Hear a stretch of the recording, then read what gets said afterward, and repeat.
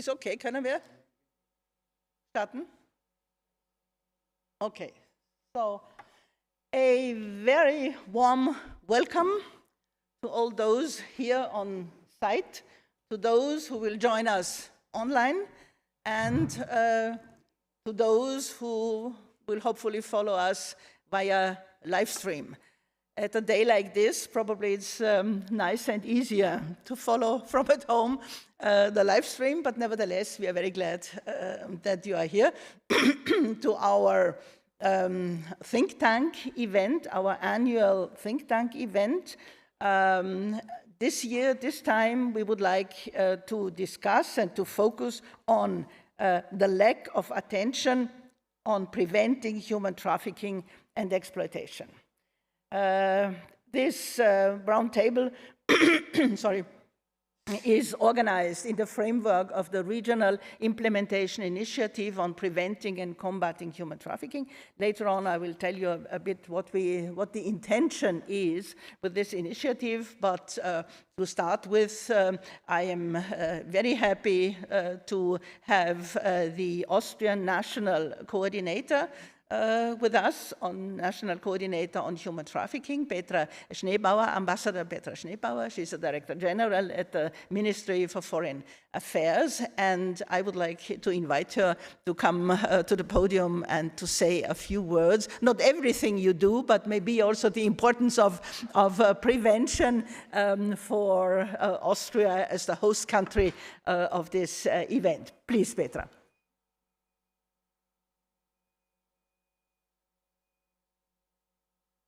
Or go to the here, or you take the. Okay. Thank you so much, Madam Chair, as I would say, dear Helga. Dear colleagues, it's very nice to be here again.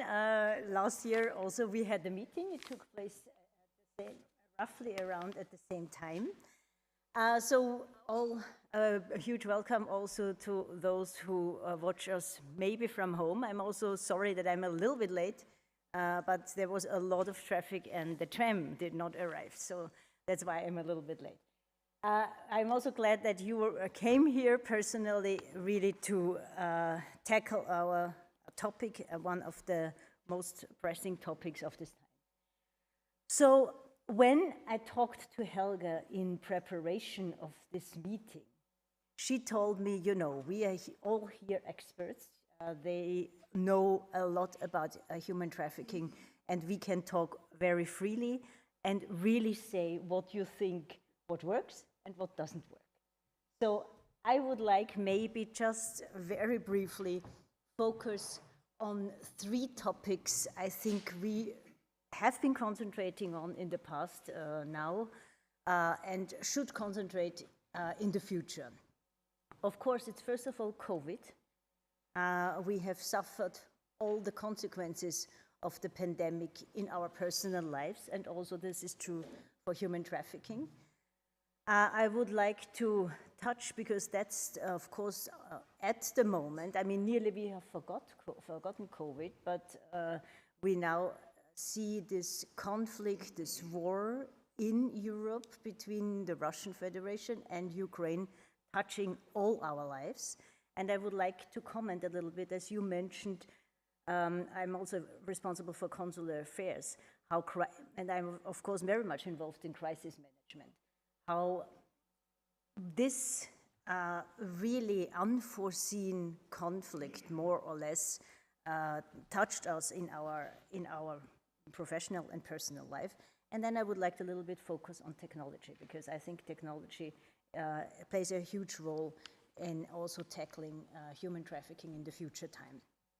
So COVID, we all know it had tremendous socioeconomic consequences for all layers of society. I think it was really tremendous what has happened. We all know we suffered from lockdowns, from measures we have actually never seen. And of course, it's very clear the most vulnerable groups are most concerned. It's evident, it's clear. What happened in Austria? Government programs helped a little bit, at least I would say, maybe some would say not enough, to mitigate these socioeconomic effects. And they helped a little bit maybe to minimize the risks of becoming a human trafficking victim. So Austria has spent a lot of money. I think we are one of the countries who invested really in a lot, helping companies and so on, so that they could go through this crisis. But of course, it's never enough, and we know, especially as far as vulnerable people are concerned, help is never enough. So the Ukrainian-Russian conflict. What happened? I think I'm in crisis management.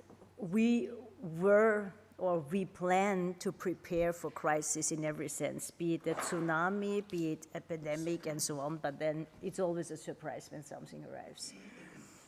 I remember very well at the end of January in my department for crisis management, we said we have to get in touch with all our Austrian people living in Ukraine so that they could maybe prepare for a conflict. Of course, we didn't foresee what would happen then. Actually, the people, the Austrians living in Ukraine, it was about 580 people, they told us, you exaggerate, we think it will calm down again. And many of them did not want to leave. So we had a number of people, especially in the Kiev region, they said there won't be anything happening in the Kiev region, we stay there. But of course, the effects were different. And then for some of them it was too late. Especially again, not of course in this sense, victims of human trafficking, but elderly people needing medication. In the end, when the thing happened on the 24th of February, they just could not leave the country anymore because, we had these huge masses of people at the borders to Poland, and they just couldn't leave anymore.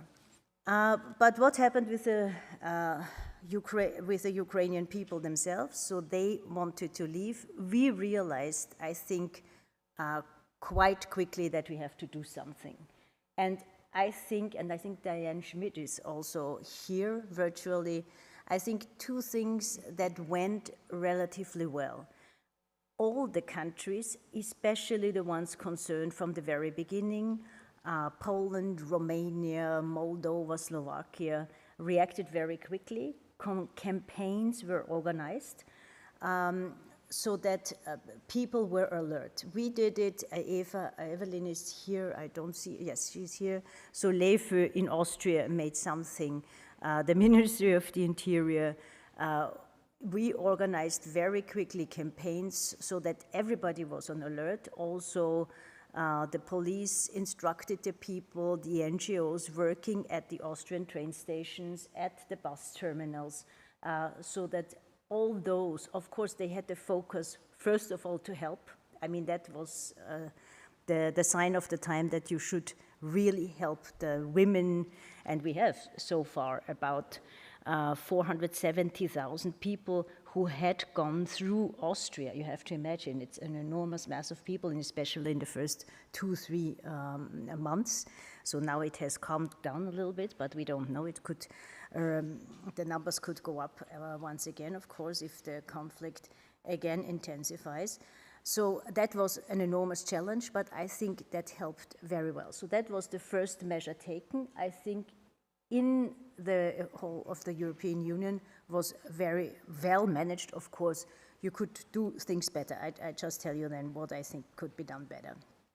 And there was the other measure, I think that was maybe even, I don't know, but for the first time done, it was this regulation on displaced persons, this EU regulation that had to be implemented by the member states, which really helped a lot because it prevented people to go into illegal work, for example. As you have a legal framework, it's just so much better. So I think this could be a lesson learned for many other conflicts.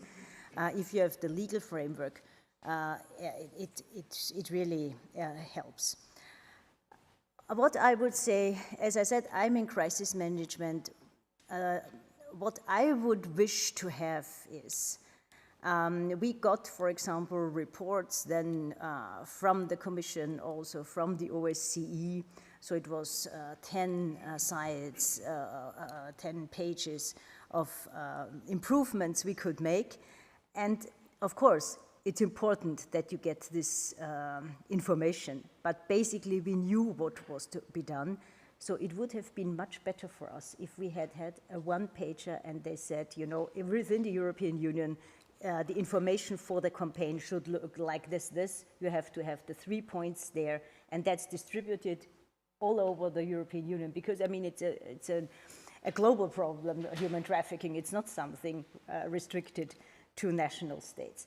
So I thought that would have been extremely helpful if we have had that, because we, in the practical work, in the crisis management, we have to act quickly. During these times, you cannot think about wordings. Yeah, that's not the time for wordings. I always say it's the time to help and to start the immediate measures. So that's what I wanted to say. And of course, technology. I would say technology in the field of combating human trafficking, you can see it from both sides. It's a friend and a foe at the same time.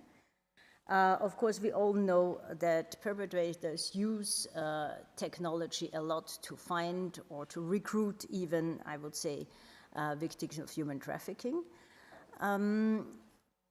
But on the other hand, of course, we have to be quicker, for sure, but we can make use of technology in order also to prevent human trafficking. I think there we should put a lot of focus on this. And therefore, we have tackled this at our yearly conference now for 2 years already. And this year, and we have some folders with us, my colleague is here and they will distribute these folders. We will concentrate on the topic, which is a little bit of a provocation, and it should be like that, no future for trafficking, where we will have a keynote speaker. The conference will take place on the 13th of October. The keynote speaker is Peter Klimek. He will tell us how we can find ways in the field of technology to detect victims of trafficking. So I think that should be interesting. We will have, of course, round tables. We will have, of course, discussions. It will be a conference like this one in presence, but also a virtual conference. And so I would very much look forward to meeting you, to seeing you there, either in person or virtually, 13th of October, starting in the morning in the Diplomatic Academy. So thank you very much, and it's a pleasure to be here. And thank you very much for inviting me. No, thank you very much. And especially, thank you very much for your open words. This is exactly what we need and what we would like to do anyway at this conference, and also of making the link to other policy areas, you know, because human trafficking is, of course, nothing separate somewhere in the sky. Yeah? No, it's here. It's linked to other policy areas. And thank you very much for giving us this insight, and congratulations also to the work you do at national level. And also, but what you also do, you appreciate what we do, just looking a bit beyond, and not just only at the national level, but also including others. Yeah, the whole region and beyond the European area. And as we do it, we invite some selected partners also beyond the European Union. And since the UK has left the European Union, so they are already third countries, you know, which are very welcome here, and with whom we discuss the issues. So let me say that I'm also very glad that we have Diane Schmidt with us in the opening session. We would, of course, have liked to have you here with us, because there are a few things to discuss. But nevertheless, thank you for that you take your time to be with us online. And of course, we would like to hear from you. Maybe not everything you do on human trafficking. This would be too much for this morning session, but nevertheless, a few things are going on. There are some amendments in the air, let's say.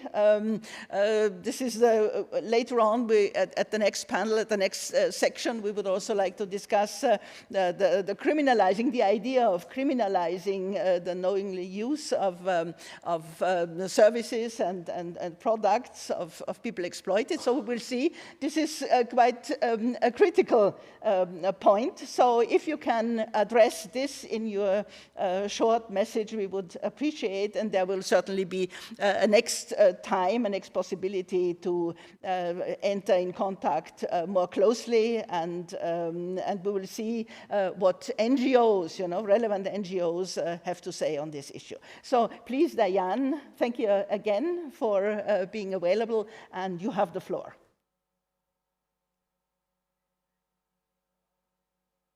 We can't really hear.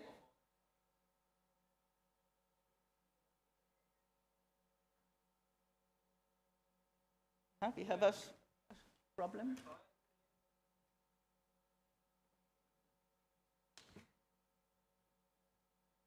In the conference? Okay. Now it works? Yeah, it works. Thank you. Thank you. So, Madam Chair, thank you very much for the invitation and for giving me the floor in this important event. You just mentioned there will be interesting discussion on the demand reduction, but also on the prevention. And you just mentioned that we cannot look at trafficking only from one point of view, because it touches different policy areas. And this is also probably why you have at European Union level a coordinator in charge of combating trafficking in human beings, because you have so many angles in this comprehensive approach which has to be followed, and which goes from prevention to the prosecution and conviction of traffickers, while supporting the victims at all stages. And this is also a comprehensive approach which the EU is following. But first I would like to come back to what Petra mentioned before, because I think the consequences of the military aggression against Ukraine are in all our minds, and this is ongoing. And I think everyone dealing with trafficking human beings, also probably in your meeting right now, when they were made aware about the high number of vulnerable women and children fleeing the war. And also, as we know that already before the war, Ukrainian nationals were among exploited victims in the European Union, and traffickers were active in the European Union. So I think everyone started to take this threat extremely seriously. And also Europol at EU level, the law enforcement agency, considered the risk extremely high. And this triggered immediate reaction at national level, as Petra also said, and it's at European Union level. And I would like to say, I think that prevention measures have proved effective in this context. Of course, we have to draw the lessons now, and we have to continue to be on our guard. But with this cooperation and the common EU anti-trafficking plan, which was prepared and implemented together with member states and EU agencies, had an effect. There also, I would like to underline the excellent cooperation with the Austrian authorities and also with civil society organizations. So these plans laid down different concrete actions, both at national and EU level, like awareness-raising campaigns, leaflets, dedicated websites and helplines, training, as well as operational actions addressing possible demand for and advertising, for example, services of Ukrainian refugees online, and also in specific high-risk sectors. As Petra rightly said, I think we have to to see what we can improve. She mentioned the fact that they would have been great to have one single message. We try to do this through our dedicated website, which is on the European Commission website. Through our meetings with the national rapporteurs and national coordinators and also with the civil society organizations, we have put together one pager with recommendations to refugees, including in Russian and Ukrainian language. And we have also set up at EU level a helpline more generally for Ukrainians where they could get information on the temporary protection. As Petra also said, this regulation was directive, which was triggered for the first time, was very important to give access to a permit, to give access to employment, to give access to education, which, by the way, reduces vulnerabilities also to fall into the hand of traffickers. And also on this website, we have published all the national helplines where people can call when they think they are victims of trafficking. So things have been done, but obviously you can always do better. Also, what we recommended is that all the cases have to be reported to Europol via the national police in order to have a global picture. And at European level, for the moment, we are aware only of a few cases of trafficking in human beings related to the war in Ukraine, probably because prevention worked. But we also know that there are a lot of victims who are in general not detected or it's underreported. And we have to continue to be vigilant in future because solidarity might go down, vulnerability might increase, not only in relation to people fleeing Ukraine. You know also that though migrants coming from other non-EU countries might also be in a more vulnerable situation. And you have also to keep in mind that more than half of the victims of trafficking within the EU are EU citizens. So our efforts have to continue with this comprehensive approach, which I mentioned at the beginning.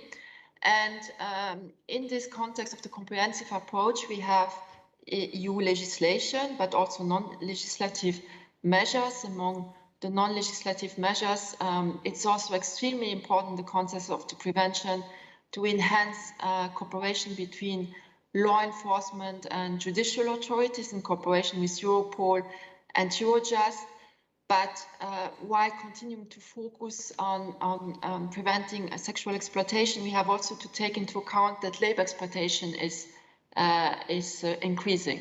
And so also in this context, the work with law enforcement authorities and European Labour Authority is extremely important.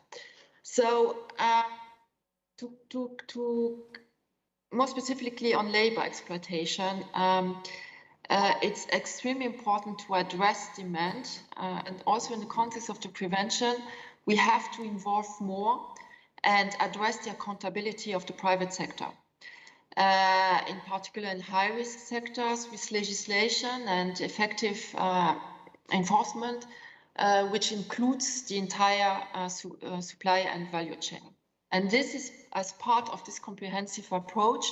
The European Commission has put on the table a proposal for new legislation on a sustainable corporate governance, which sets a horizontal framework with obligation for companies in order to help to identify, prevent, mitigate, and address the risk of human trafficking, among other human rights in general and environmental aspects also. And then only 2 weeks ago, the Commission has put also on the table a proposal, which is now being discussed in the Council and the European Parliament, about banning products in the EU which are made by forced labor. This forced labor, of course, can also come from victims of human trafficking, which means if you ban the products on the EU market, you act also against human trafficking. And this is also extremely important in terms of prevention. So, of course, we will see how the European Parliament and the Council of Ministers, member states will react to this proposal, which is not only linked to trafficking. Now I come to our EU directive, anti-trafficking directive, which is focused, of course, on trafficking, which is more than 10 years old. It's from 2011. And it's the fundamental instrument which is in force at EU level. The definition is based also on international definitions in international conventions, which we will also address today, if I understand correctly. And we are currently evaluating this legislation in order to address new challenges which emerge, but also to see if it's still fit for purpose. So this concerns, for example, the online dimension, which was also mentioned by Petra, and with the COVID-19 pandemic, indeed, trafficking moved more and more online, including with advertisement of advantage jobs, which are not really jobs, but where trafficking is hidden behind. But you might also be aware of the lover boy method, which where there were several cases in Romania with young boys, men, who attracted young girls into labor exploitation. This, for example, is now taking place more and more, the recruitment at least, online or through social media, TikTok, and so on. So this is something we have to address in future through legislation better, but also through operational actions and other measures. Then you have the second aspect, which is the accountability of legal persons for trafficking offenses and the sanctions. So we are looking also at these aspects, which is addressed in the directive. And then I come to what you mentioned just before, is demand reduction and the criminalization of the use of exploited services of victims of trafficking. For the moment, our EU legislation does not include an obligation for member states to criminalize the knowing use of exploited services. So this is left for member states. The approaches are very different in the different member states. And so we have looked at the reinforcement at this. We have looked at the possibility to make this mandatory. The question is, of course, should it be the knowing use of exploited services? Should it cover sexual exploitation and labor exploitation, or forms of exploitation? We received a lot of contributions from member states, from international organizations, from civil society organizations, from academics, which are very useful. And I hope you understand that today I'm not in a position to say what we will put on the table, because this will come at the end of the year if everything goes well. But I must say, the conference you have, this kind of meetings where experts really exchange, is also extremely important for us. And I'm really looking forward to the outcome, and I hope you will also share the outcome. And I wish you excellent exchanges. Thank you very much. Thank you very much. Does it work? Thank you very much. And as I said, we would have liked to have you with us, because then we could go on further discussing issues. Hopefully you have a bit of time to follow the live streams we have, because this is an issue we are going to discuss. And of course, for all the countries, it's important that there are clear signals, clear signs from the European Commission, and they should not go in the wrong direction. Yeah? So it's really problematic, the fact that also following the UN protocol, that there is so much priority given to law enforcement and to the to justice, yeah, to the justice issues, instead of looking at the people on the one hand, and instead of trying to prevent human trafficking. So, but maybe what is special within our think tank event is that we have a mix of researchers here. we will see how we can apply research. We have NGOs here, relevant NGOs. Yeah? I mentioned La Strada International, which is not just one NGO, but so many. It's just a platform, and they have quite a lot of experience in working with the people. Yeah?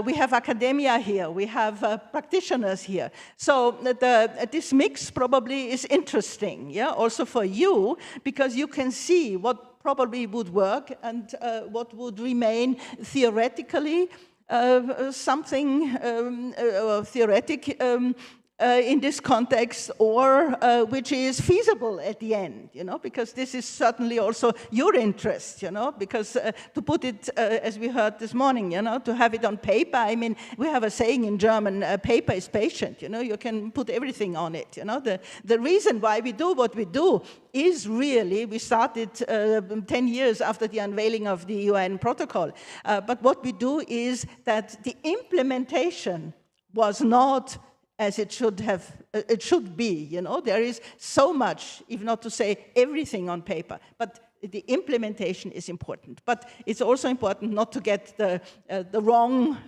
signals, yeah, from the European Commission, and therefore, again, thank you very much that you have taken your time. I hope you can follow a bit via live stream the discussions we have, because we will continue immediately with our first panel.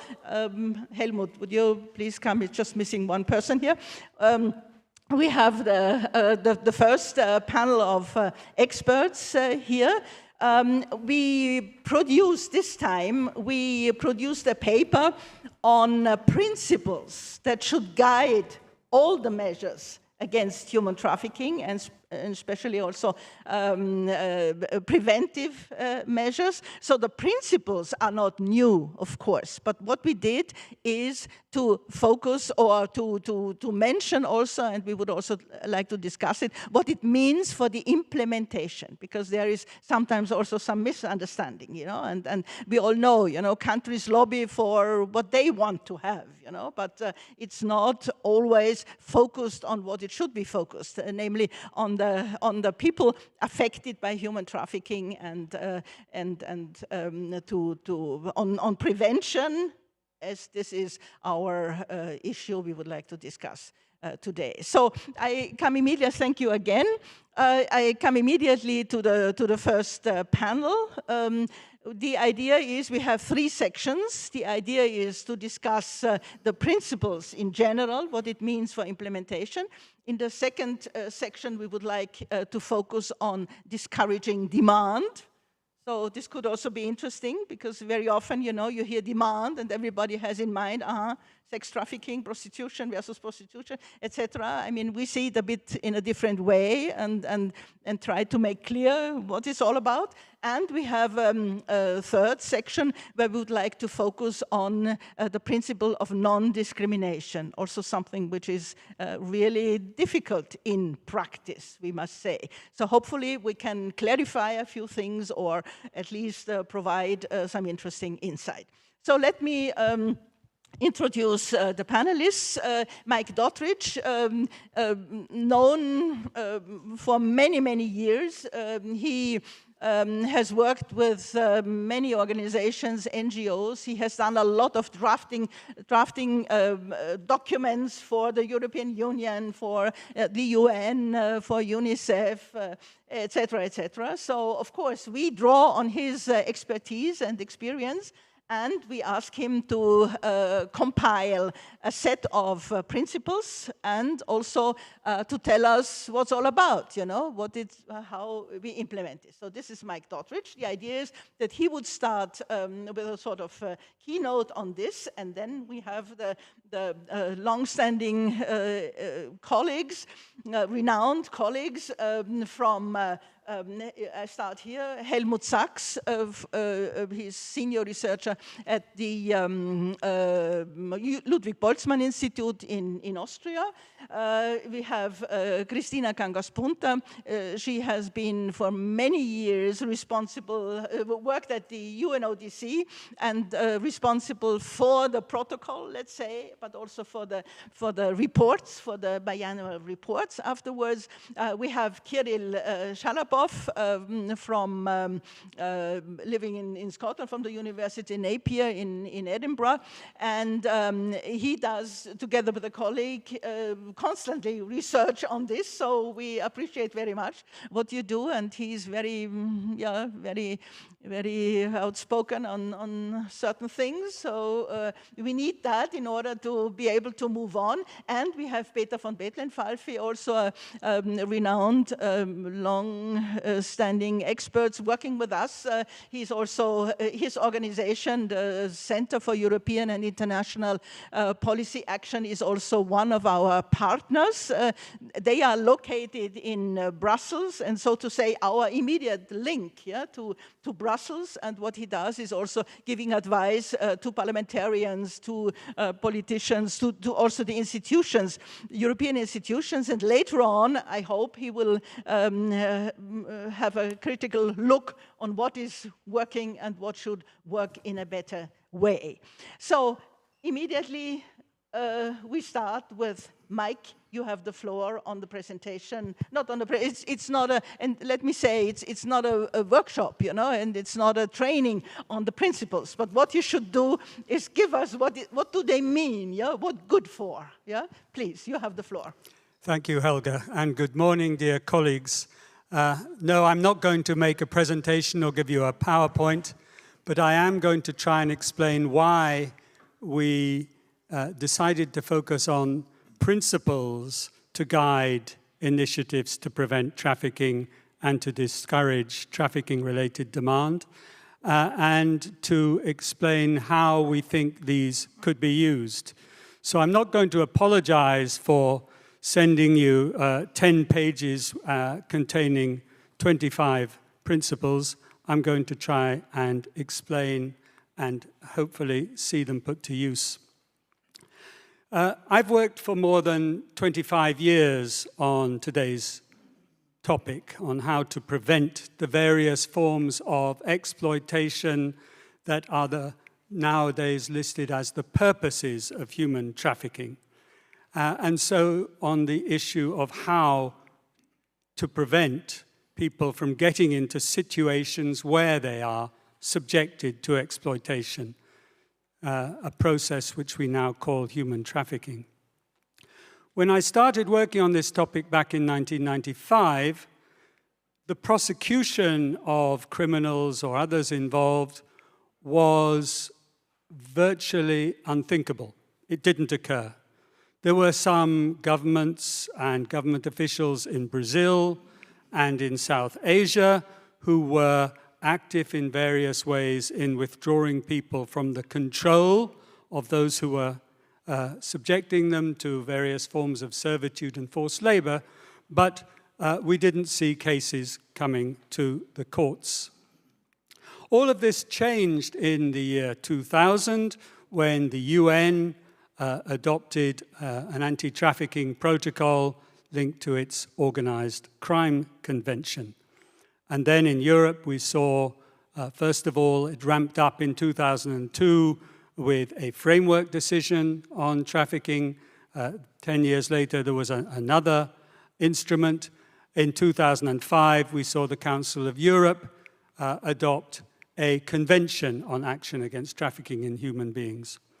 And each of these mentioned in passing the issue of prevention, but put the focus on criminal justice responses to trafficking.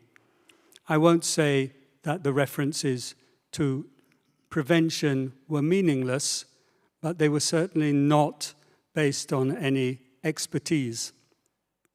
Now, you've all heard, I think, the phrase that prevention is better than cure. But in this particular case, the actions that we've invested money in to stop trafficking, I don't think that's true. I think there was a strong motive, particularly from a transatlantic power, to influence justice systems, parts of a state's apparatus, which in the past it was unthinkable that another country could try and influence. And I realized that, and it took me 10 years, I think, to make the realization that there was relatively little interest in changing the policies that facilitated trafficking. Now, after 2 decades in which we've relied on law enforcement to stop trafficking, the numbers of people being trafficked, or the estimates of those numbers, are still increasing. I think one international organization talked about 50 million people in the world this year. I'm not sure I believe the numbers, but the numbers are still high. It's as if all the law enforcement, although it's helped individuals, that it hasn't had a big influence. So I think it's high time that more attention was given to prevention. And furthermore, it's clear to me that the right prevention methods have the potential to have a great deal of impact and would reduce the need for us to repeatedly count how many traffickers have been brought to court, how many people have been rescued in police raids and the like. But the situation in different places, particularly different parts of the globe, is very different. Even in Europe, the sort of prevention that can be done in a country from which people are migrating or being trafficked. Let's think, well, I was in Albania the other day, so I'll cite that one. And those in which people are brought or are migrating and where they are exploited in these various forms of exploitation listed as purposes of trafficking, these forms of prevention are very different. So I didn't think it would be useful to start by talking to you about the most effective methods or what might constitute good or best practice. And precisely because I think that many of the measures labeled as prevention have had very little preventive effect, and some have actually inflicted harm on the people they were supposed to be protecting, our focus today instead is on the foundation stones, what we've called the principles that should guide initiatives to prevent trafficking. Now, I wanted these principles to be brief, and with the 10 pages that we've sent you, I apologize that they are not. But I hope, by being as long as they are, that they can be more useful than if it was just 1 page, and I hope that they can come to the attention of more people than are with us today. The text is intended to come to the attention of those who design either campaigns or other initiatives to prevent. And so we put in a series of cross-references to other texts. They might be useful, for example, for those who forget prevention for 51 years of the year, but in the week of the 18th October, they have to produce something, and yes, it would be nice if it was something that was meaningful and useful. We also need to influence the politicians, and I've come across many of them, who assume that human trafficking simply needs to be tackled by the police, without acknowledging that a wide range of their government policies create the conditions in which traffickers and trafficking flourish. Now, to make it easier to navigate through the 25 principles, I've divided them into 6 sections. Some are very general points. Those are at the beginning. For example, principles of international law, such as the principle of proportionality. And among the others, there are general points which are perhaps less principled, but which are based on lessons learnt over the past 2 decades. I hope today we'll hear some general comments in the first session on prevention, and then we'll move on to get some more specific feedback on two particular issues that Helga has already mentioned. The UN Anti-Trafficking Protocol was the first international treaty that used the language of discouraging demand. And although the European Commission spent several million euros on an interesting project in the last decade to clarify what this meant doing, and the OSCE published a report earlier this year about trafficking specifically for the purpose of exploitation of the prostitution of others, nevertheless, this issue remains very divisive. So our second session will focus on it. And I'll say a few words before that starts. The third section will focus on issues related to discrimination. These haven't received nearly as much hot debate as the issue of discouraging demand, either at international or national conferences. They don't seem so divisive, but I think they're probably much more vital to understand and to get our heads around. Since the beginning of this century, it's been clear that traffickers pick their prey quite carefully. Not always, but often they're looking for people with certain characteristics, sometimes to do with their identity, sometimes to do with their personal experience. And I'm one of many who assumed early on that finding out what those characteristics of a victim were should give us a vital clue about what to do to prevent such people being trafficked. What I failed to recognize early on is that this approach could easily encourage discrimination against such people, both among officials employed in efforts to stop trafficking and among the wider public. So it's a two-pronged issue: how to find out and to protect people from certain backgrounds, and how, at the same time, to stop any legal measures or other measures discriminating and causing prejudice to those same people.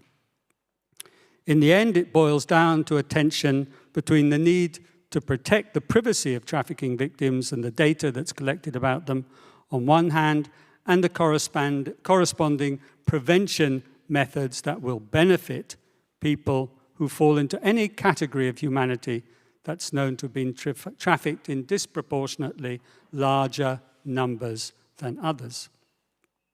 In the technical vocabulary of trafficking, this is known as vulnerability, a term I absolutely loathe, the idea that one person is more vulnerable than another.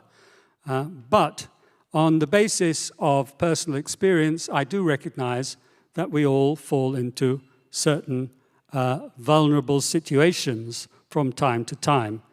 In my case, I was a new graduate arriving to work at a university in another country with a contract, only to be told that, no, I couldn't be paid the amount of money I'd promised. It had to be a lower salary for all sorts of technical reasons. So in such situations, you can't argue back. Well, it wasn't a problem for me. But for many trafficking victims, it results in a situation of forced labor. Let me go back to those 10 pages. I'm sorry that they're so long, so detailed. It's only a draft. We're really interested in supplementing this list of principles or in deleting ones that you think are unnecessary. I hope that it could be a useful source in the future, not only if we go on talking about trafficking, but there are governments elsewhere that focus either on what in one country they call modern slavery, or in another they'll talk about bonded labor. So I suspect these principles are vital and will continue to have a relevance in the future. So please feel free either today to talk to me or afterwards to send comments, and please speak out today. This isn't a session as I fear many about trafficking in human beings have been, where you have to be politically correct and only say what the head teacher approves. Today is a chance really to share your views. Thanks very much. That's it. Thank you very much. And we start immediately with this, because the other experts here at the panel are the commentators. They should commentate. They should comment, you know, on what you said and on the principles, not only, but of course, at the issues at large. And so therefore, I think we should maybe start immediately with Helmut Sachs. And in preparation of this think tank event, I asked all the experts to provide a quote which would somehow, you know, focus on what they would like to focus on. And Helmut Sachs, by the way, also longer bios, you can find them at our website, and we send it to you. So his quote was, he said, prevention of trafficking from a human rights perspective requires not only identification of individuals at risk, but also structurally of mechanisms and eventually whole sectors of labor market creating such risks. So this will be the focus, and please, we are keen to hear your comments on that. Yes. It's a pleasure to do so. First, thank you, Helga, for the invitation. And yeah, well, congratulations, Mike, for the guiding principles. I think there's no need to excuse for 10 pages and 25 principles. I guess we can discuss later on follow-up activities and how to present it, but I think substance is what matters actually right now. I would like to focus perhaps, or to reflect on 4 aspects, on the notion of prevention, on the actions we may take to prevent trafficking. To give one example in the context of children, what it means, what you just quoted when I say looking at structural risks, not individual risks. And finally, to just briefly comment on the question of monitoring prevention. Starting with the notion of prevention, I think it is important to be aware of what we think of when we talk about prevention. Is it prevention of trafficking? Is it prevention of certain recruitment methods, as we have just heard, the lover boy method, for example? Or is it about prevention of the expected outcome of trafficking, which is exploitation in the various fields? And I think from my perspective, trafficking is not an end in itself. It always has this intention of, at least intention of exploiting a person, of exploiting some structural vulnerabilities of certain groups. And that is important when we think about targeted measures to address prevention. So from my perspective, it's important to link both prevention of trafficking and prevention of the actual goal, which is exploitation from the trafficker's perspective.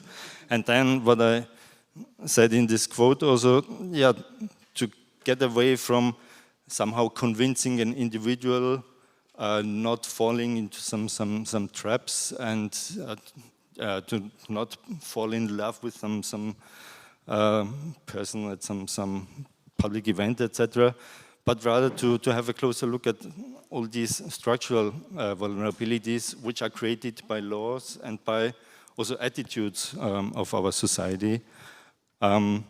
It has been mentioned that some sectors can be considered rather as high-risk sectors when it comes to thinking of seasonal work or 24 hours cares of persons. Of course, not everyone employed in these sectors is at the same time a trafficked person or a victim of that. But there should be some serious signals or taken seriously if there are some indications that there are some structural vulnerabilities. In terms of the action, perhaps just to mention that looking through the principles, I think there is quite a lot of mention of attitudes and of stereotypes, and I think that's quite a difficult aspect, or quite a challenge, how to change attitudes at large, by large groups, by professional groups, that there is still this focus on trafficking in the field of sexual exploitation, etc. But nevertheless, I think it's important to address specifically that type of action area, which has to do with sensitization, awareness raising, and training of professionals. On the other hand, I guess that there might not be that kind of simple single messages we can send, apart perhaps from saying think twice as a message, thinking about consumers' responsibilities, thinking about responsibilities of the private sector. At the same time, linked to this question of how to raise awareness, how to counter stereotypes, I think also research is important to mention here.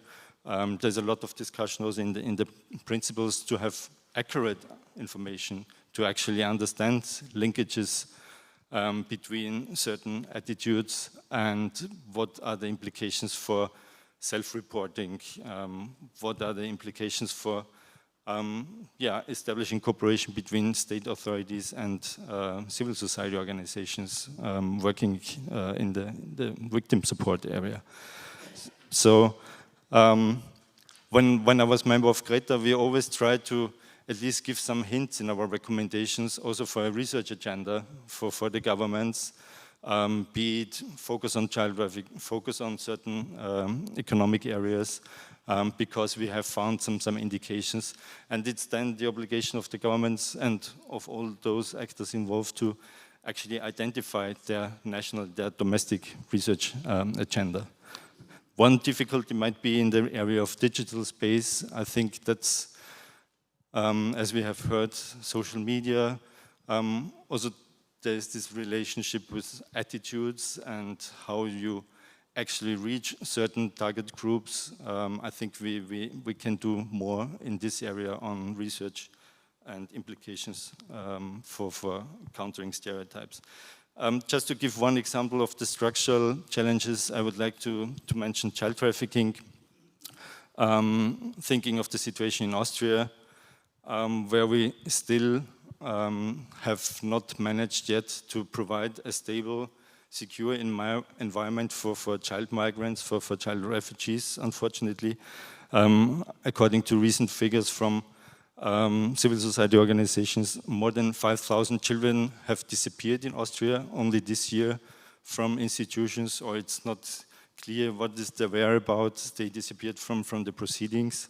And of course, this creates risks. There are efforts underway both to immediately provide legal guardians for those who are unaccompanied, and there are efforts underway to create a safe shelter in Austria for trafficked children. But really having that focus in mind, I think that's, from my side, a very clear example of what could be a structural vulnerability of a system if legal guardianship is not provided from the beginning, and if there's no safe place secured for those children. So, and finally, linked to that, I think that just to mention the question of monitoring, I'm sorry if I'm talking too long again, but the question of monitoring, it is mentioned in the guidelines also the importance of evaluation to look into campaigns, to do impact assessments, etc. But also I think it's important to think about indicators for the monitoring process, for a constant process, as kind of a perhaps distinct element of accountability. I was once involved in some project about early warning indicators for trafficking. It's quite tricky. There are no causal signals. If you see this, then there will be that risk. but at least to strengthen capacities and to think of what in combination could be relevant indications for some structural risks.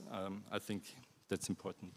Thank you. Okay, thank you very much for these comments. And we can, of course, later on, hopefully, if we don't run out of time, we can also discuss it further. But I would like now to come to Christina Kangas-Punta. I mean, because what Helmut Sachs mentioned is, of course, not only an Austrian problem. Yeah, so she has the view on the whole. You don't need to do anything, so it's just yeah, it works. Christina, as I said, she worked for many years at UNODC and other UN organizations. And when we, in preparation of this meeting here, when we spoke first, she said, I said, we would like to focus on prevention. And then I remember she said, what prevention, you know? Because this is really the truth, you know? Prevention was not really has not until now been a serious issue in fighting human trafficking. It was sometimes some awareness-raising campaigns, not even clear address to whom, or, you know. So what we would like to do is, of course, discussing prevention, which goes beyond awareness raising. And her quote, the quote Christina made was, there are conflicting and competing views on what should be prevented, and the preventive measures may not prevent the victimization of human trafficking in practice. So it's a very critical quote. Please, we are interested to hear your comments. Thank you very much, Helga, and thank you for inviting me here. I'm very happy to be here after some time of having a pause from trafficking issues. I said I'm not with UNODC anymore. I retired a year ago, so this is sort of like a new environment for me, which I like very much, by the way.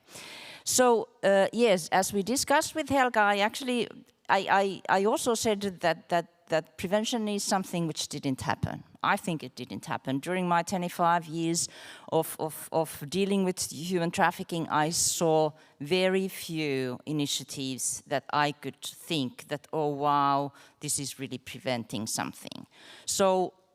And I started to think why this might be, and I was very happy to hear that Mike actually it took 10 years for you to understand some issues, because it had been taking me more than 20 years to understand what actually do we mean by prevention, and what do we want to prevent. And I was thinking during my, like many meetings with the high-level authorities who were dealing with trafficking persons, one of these events just came to my mind, and it comes to my mind over and over again when I think about the prevention. It happened some years ago, but there was a high official dealing with trafficking from a Western European country, and he said that prevention needs to happen in origin. And I was thinking about it because it was bothering me at that time, and it still does, because it wasn't quite clear what he meant by that, because if I remember correctly, at that time there were no so much of an indication what this practically means. So I started to think about this notion of origin, and then it became sort of like what was meant by it. And of course, if you think about the prevention in origin, it means that the prevention activities are preventing trafficking to happen at all. So this is what it means. So if we really say that, okay, we prevent trafficking, prevent that nobody will be victimized. So the trafficking occasion or the trafficking experience doesn't happen. And of course, if we think about the demand, this actually goes to the same direction, preventing the demand, that actually we think that there is a possibility when we address the demand or prevent demand that the trafficking doesn't happen. And this is, of course, an interesting issue of thinking about, because realistically, I'm not quite sure that I'm very optimistic about it. And the reasons why I'm not that optimistic about it, specifically if we speak about this prevention in origin, if we actually, when I was still with UNODC, we did the research on the factors which are behind trafficking experiences, like they could be also called vulnerability, which also is a word which I don't use so often. But the factors, so the main factor which we found from the research when we were looking at the court cases was poverty. So poverty was the main cause, and then we had dysfunctional families, we had mental issues, we had also sort of like the violence in a family, then we had migration, which is of course connected to issues like conflict and many other things. So if we think that we want to prevent in the origin and we want to prevent the trafficking to happen, then we would need to prevent these causes, these main factors. And as we do know, this has been going on for years, that we are trying to eradicate poverty without very much of a success, actually vice versa. So also here I'm not really that optimistic if we really speak about prevention. Of course, in the countries of origin, there are many initiatives which are very successful, but whether we call them prevention is another issue. Also, now from the research, we have found that majority of the countries, it is domestic trafficking which is going on. So domestic trafficking is the main form of trafficking persons in majority of the countries. And then of course this whole notion of origin and destination sort of like is sort of like the meaning is sort of like we need to think about it again. And what was mentioned also, which is very important, is the trafficking in the digital space. And there we actually cannot speak very much of the origin or destination countries because nobody, I mean, it is happening in the space where there is not very much of a movement so the notion of origin and traffic and destination then sort of like disappears. So all in all, I'm sort of like not so optimistic with this kind of prevention strategy. And then I was thinking about the other strategies. So there needs to be prevention also for those situations when trafficking has happened already, because we do know that the trafficking is still going on. So there needs to be prevention. And I actually then think that these prevention measures, they would need to go towards the reducing the harm that the trafficking is causing. So and then I was thinking, what would these prevention methods be? And I was also looking a little bit of what is happening, and of course then we do have the demand, and this could of course be also harm reduction, but this is also aimed at eradication trafficking.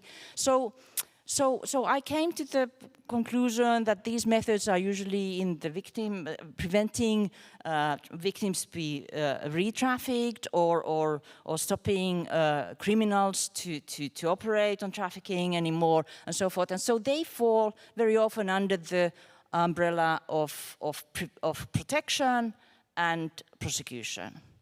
So actually there is very little space for prevention. That's why I'm so confused, because I'm not quite sure what is it that we call prevention and what do we like to prevent. So I'm very happy that we have these principles which are giving some clarity in the issue, but still I think it will take me another 20 years to understand what actually is trafficking and what do we want to prevent. Thank you. Yeah, thank you very much. Well, hopefully not another 20 years, you know, we certainly need improvements now. So let me come to Kirill Sharapov, as I said, researcher from the University in Edinburgh.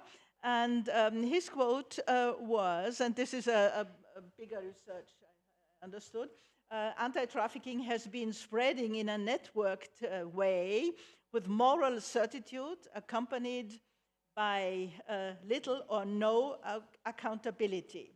And he added, we need to challenge such certitude and spread of anti-trafficking by developing our understanding of what borders, potential, and ethics mean within the context of human trafficking. So we are very keen to hear how we can do that and what you mean by that. Please, Kirill, your comments. Thank you very much, Helga. It's a pleasure to be here again, and today is something different. My ideas are different from the ideas I presented earlier, and I'll start with the provocation that anti-trafficking, including demand prevention, has been spreading in a networked way by relying on claims to moral certitude, which is the absolute certainty or conviction that something is the case, and on the basis of potential politics, an assumption that something may happen rather than did happen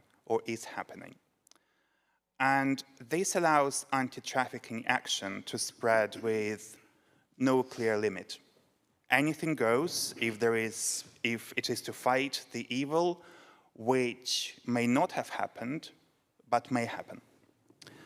And that includes some actions we've discussed already in this forum, from border profiling to closing down the online dating sites to encouraging tourists and visitors to photograph hotel rooms and submit them online so that potential victims of potential trafficking can be identified by actually getting AI to scan them images of the room, to cutting stories about human trafficking from newspapers, sticking them to the handmade crosses and praying for potential victims of trafficking.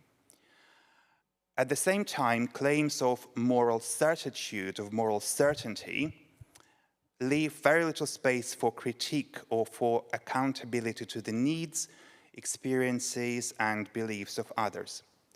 My co-author, John Mendel from the University of Dundee, and I have recently written a paper which looks at anti-trafficking from this angle. What we do, we critique the spread and certitude of anti-trafficking by talking about potential, borders, and ethics.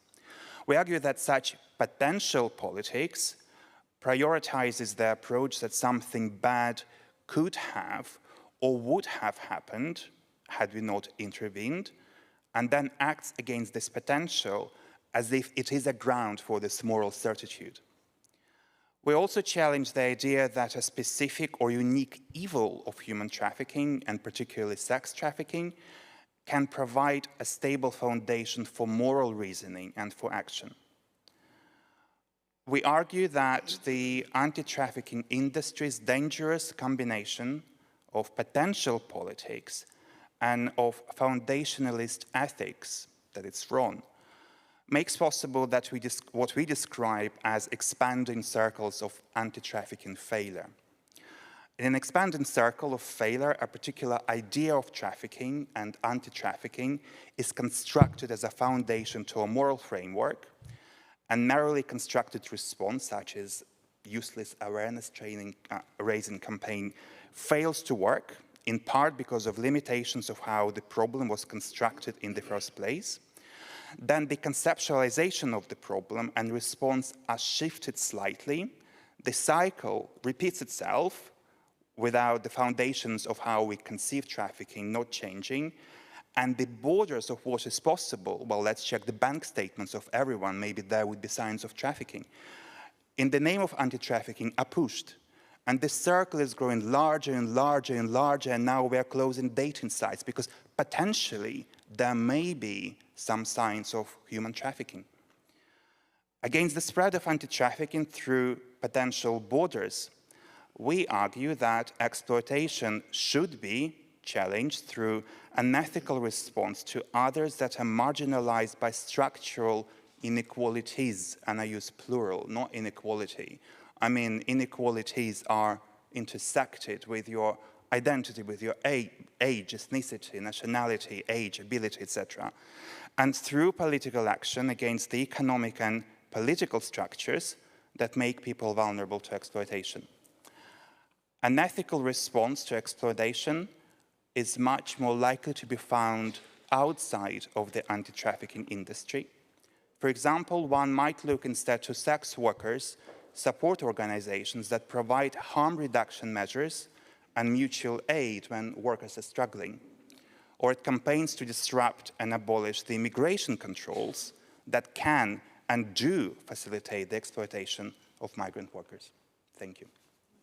Thank you. Yeah, it's most interesting, and we certainly have to think further on this. And of course, this will be available, your research.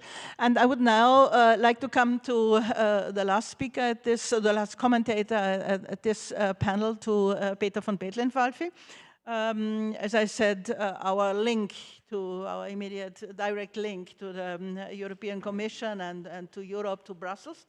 And his quote was, "Unfortunately, it is a fact that the coordination amongst EU agencies, their mandates and impact upon strengthening rule of law, human rights, democracy, and anti-discrimination efforts are a weak spot of the European institutions." So, yeah, we all know that, but we should not simply, it's not on bashing the European Commission and the EU, but it's on constructive reflection, what should be done, what can be done. Peter, you have the floor. Thank you very much, Helga. I completely forgot my quotation, so I have to rethink now my intervention. Micro? Yeah, okay. First of all, I would like to thank you, Helga, for creating this very conducive atmosphere for a discussion. And you know, I think we are all happy to come, if we can, for the next 20 years to your meetings. And here I am just, again, in the history of this whole issue, we have to think gratefully of you and at that time your colleague Kaspar Einem, who allowed us to organize with Mrs. Gradin the first conference on European conference on trafficking in 1995, if I'm correct, at the Auersberg Palais, when we have laid down all the principles which should be regarded for the future policies and activities in this field. We have amongst ourselves here many experts. They all talked about this particular subject of prevention. We have, of course, and I would like to hear later, international, high-level international civil servants with us, like Roger Plant and Peter Schatzer and others here, who have probably another view. And my last point is just to formalize it. I'm Patsy Sørensen, who is the director of the Belgian agency PAOKI, asked me to congratulate you to this event on prevention, and so I'm bringing over the greetings. Now, since Ambassador Petra Schneebauer is leaving, Director General of the Foreign Office, I would like to congratulate her to her points and critical points. I take it just a critical point. She said sometimes it's good to have one piece of paper for action, some piece of paper which could be used in all EU member states, or if you like, in Europe. And this is the point, that sometimes the Commission is forgetting that we don't need new, complex, complicated strategies on papers, on thousands and thousands of pages of papers, but we need, and the member states and the governments need also something very clear,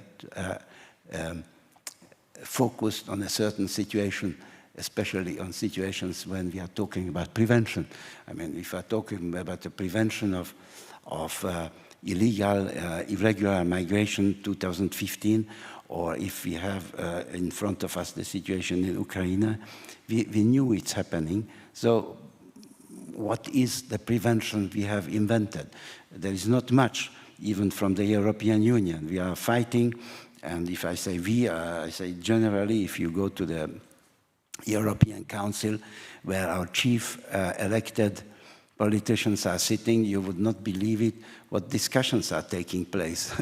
It's just, I'm very unfortunate, those discussions are very nationalistic, if I may say, very egoistic, seeing their own political career, the interest of their own country, but very little, I would say, this is very critical probably, but very little European solidarity and European approach, especially in difficult situations like we have now, inflation.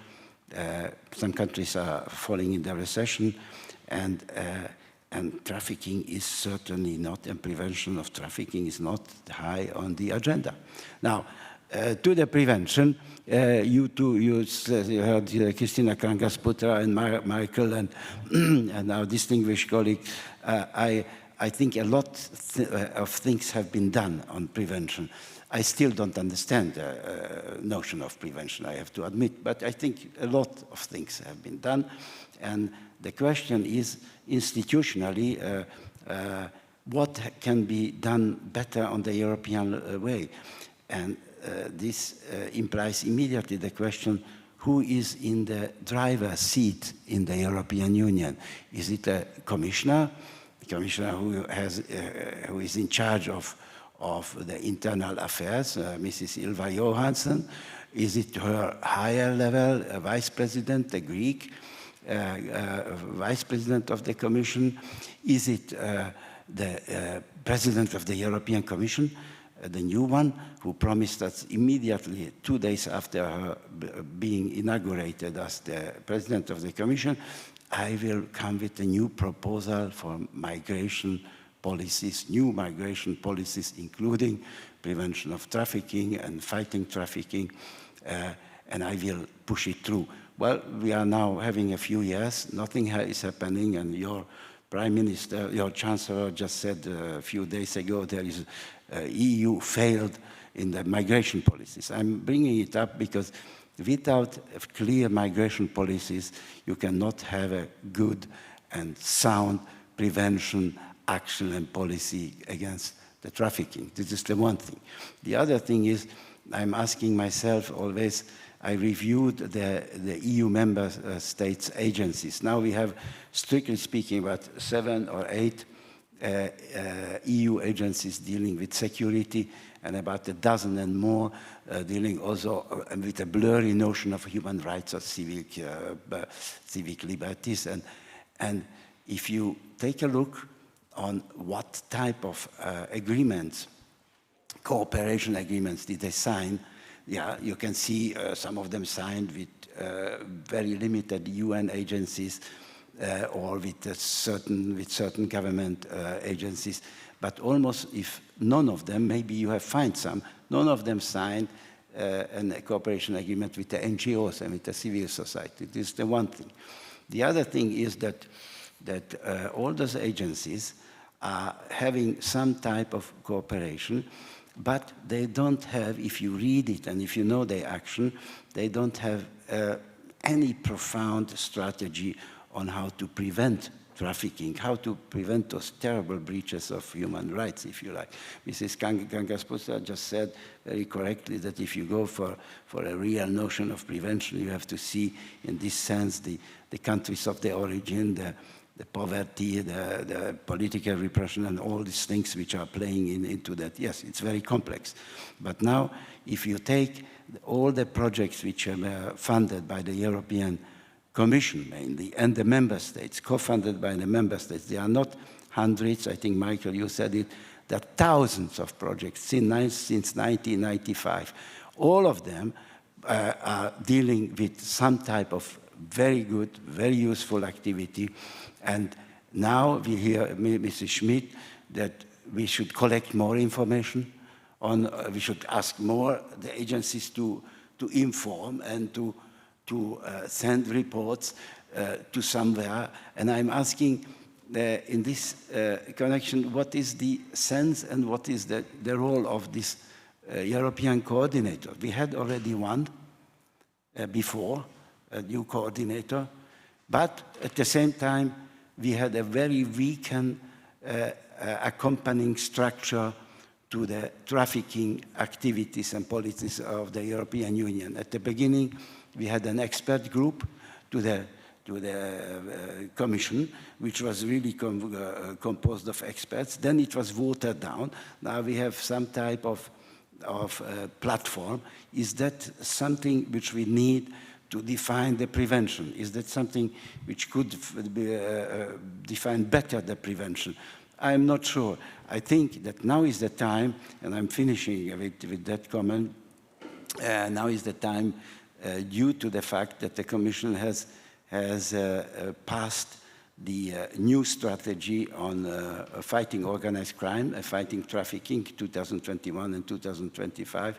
Now is the time that the NGOs, Mrs. Coordinator, who is not anymore on the screen, Mrs. Schmidt, starts to lobby a new accompanying monitoring, if you like, monitoring structure of these activities, because we are inventing always new strategies, and it would be even a pity, now I'm sorry I have to jump, it would be a pity if we don't implement point by point the European Directive of 2011, and instead we start to amend this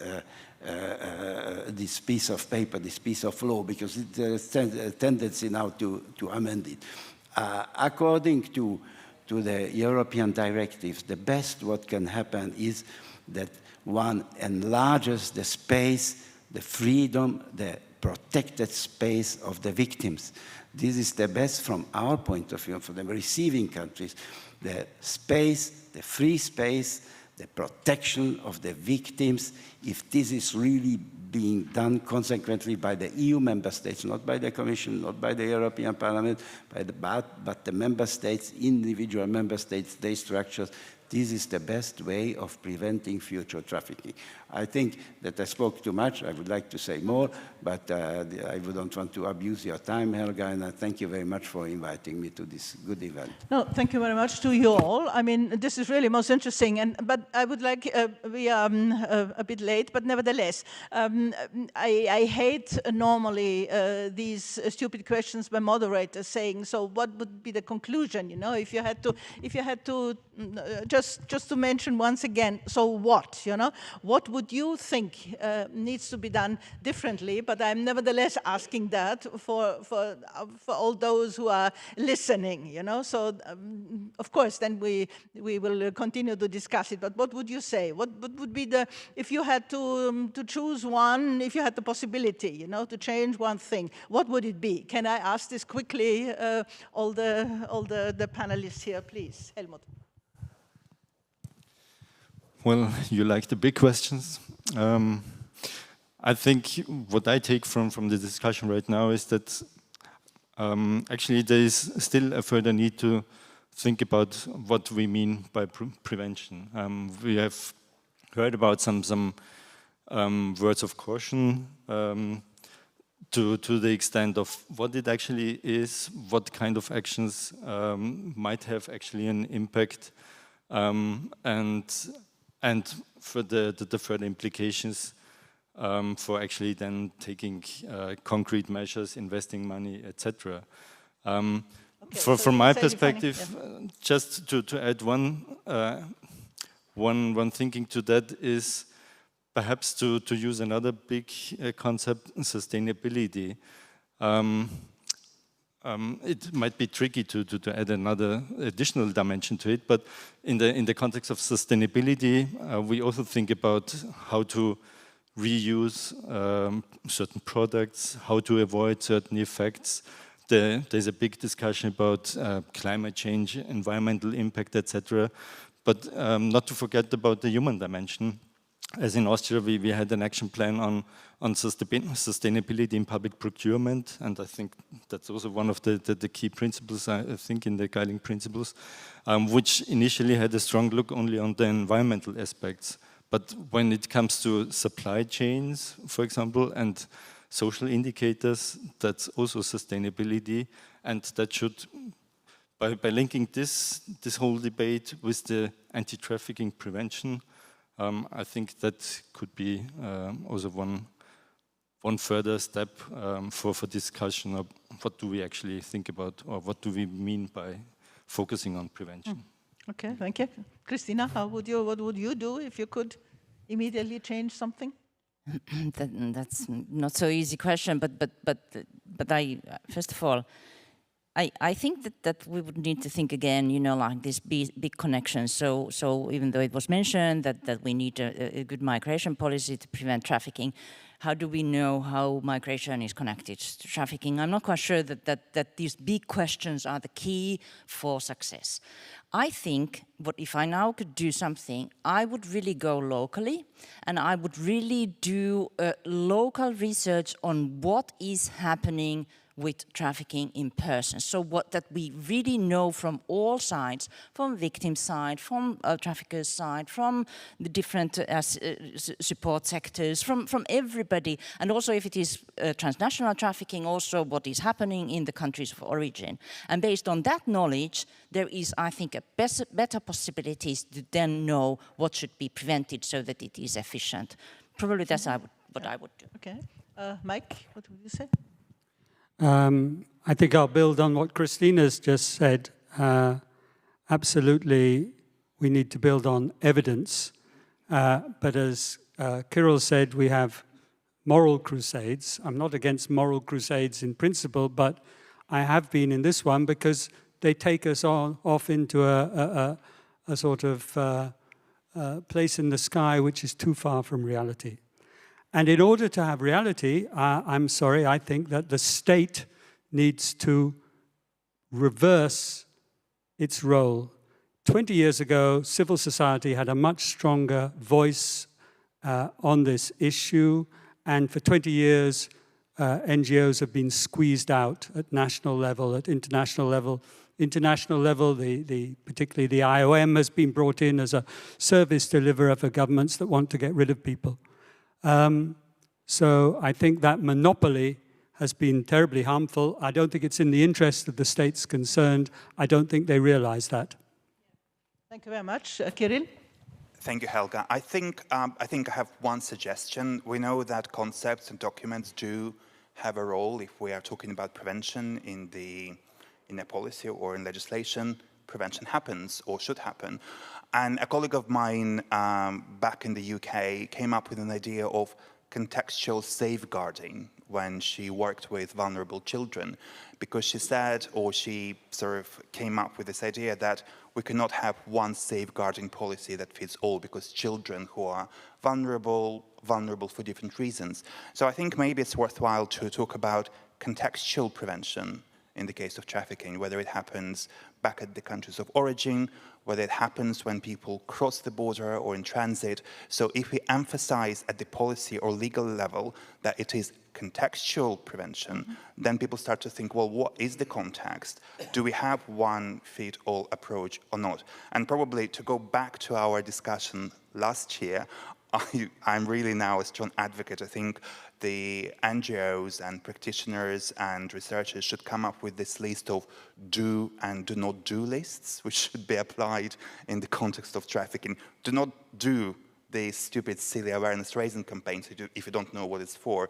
Do not, stop people at the border or profile them. So I think it's kind of more of a practical recommendation, which I hope our colleagues will discuss in session 2 and 3. So thank you. Contextual prevention. Yeah, thank you very much. And Peter? Well, I said already one thing, the protection of the victims, because you can conclude a lot of policies and actions if you speak about, if the victims are speaking freely. But the main point is, from my side, is that the governments have to be, our member states in the EU have to be pushed much more to implement the existing provisions of the legal documents which we have. This is not happening by the Commission for the moment, because the Commission is very weak. The second thing is, I can just not accept as a person that we are using taxpayers' money. I wrote it down, I don't have the figure, probably so 60 billions of euros to promote and to pay activities of the corrupt, authoritarian, hybrid governments worldwide. This is not bearable. I mentioned the platform, but I didn't say that still we have only one report worldwide which is naming and shaming some governments. This is the TIP report. We in Europe, we We are talking about monitoring, we are talking about soft measures.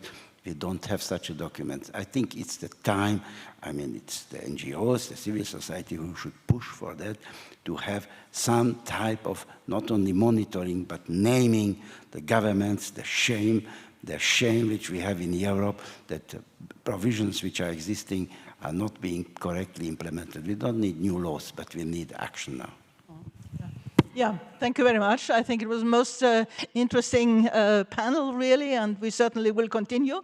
You know that. So thank you to this panel. We are a bit late of time, but nevertheless, we continue for all those who will follow the next section we have. The next section will be on discouraging demand. They have to switch to the next live stream link, yeah, so that you can follow. Thank you very much. A very short break, just 5 minutes to have a drink, and then please the other panelists come up to me to here. Thank you very much.